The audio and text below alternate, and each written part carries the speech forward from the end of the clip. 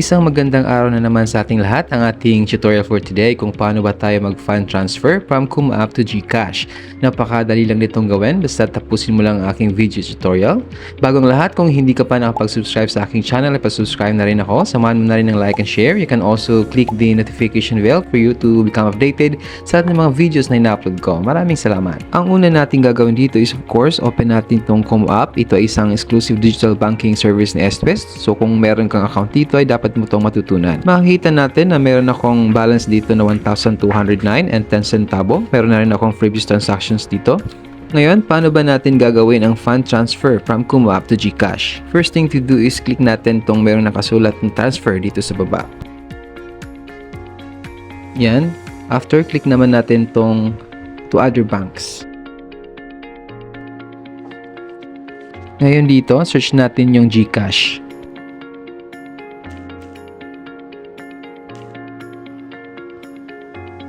Dito, click lang natin tong InstaPay. Kaya InstaPay ay meron tayong charge na 8 pesos per transaction. Ngayon, enter lang natin ang mga needed information na andito. First ay ang ating GCash account number. Kailangan na hindi tayo magkamali sa mga details na andito, no? Para hindi tayo mamoroblema pag nagkataon. Dito yung ating GCash account name. Ngayon naman dito ay enter natin yung amount na ating isi-send to GCash. After entering the amount, ay click mo na ngayon tong drop down arrow sa select purpose and choose fund transfer. And double check your information. Pag okay na, ay click mo na ngayon tong next. Dito ay slide lang natin to confirm transaction.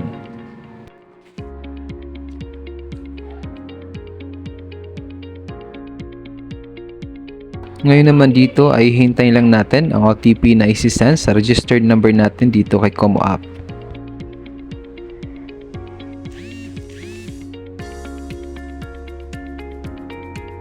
So makikita natin dito na meron na tayong OTP at the same time mababasa rin natin dito na successfully posted na ang ating fund transfer.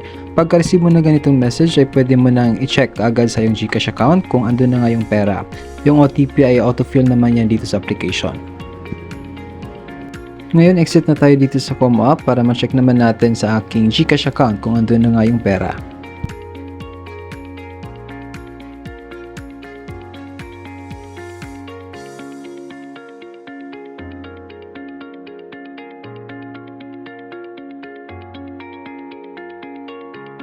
Makikita natin na dito na nga yung 300 na finan-transfer ko kanina from Kumu app. Ngayon, double check pa natin dito sa transaction.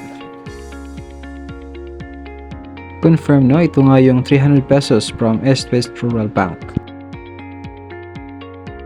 Gaya nga ng sinabi ko kanina ay talagang napakadali lang mag-fund transfer from Kumu app to GCash. Yun nga lang, no? Dapat na stable yung internet connectivity natin para maiwasan yung mga delay or failure na maaaring mangyari. Yun lang mga kaswabe, sana ay may natutunan na naman kayo sa aking video tutorial. Huwag kalimutan mag-like, share, and subscribe. You can also hit the notification bell for you to become updated sa lahat ng mga videos na ina-upload ko. Muli, magandang araw at maraming salamat sa panonood.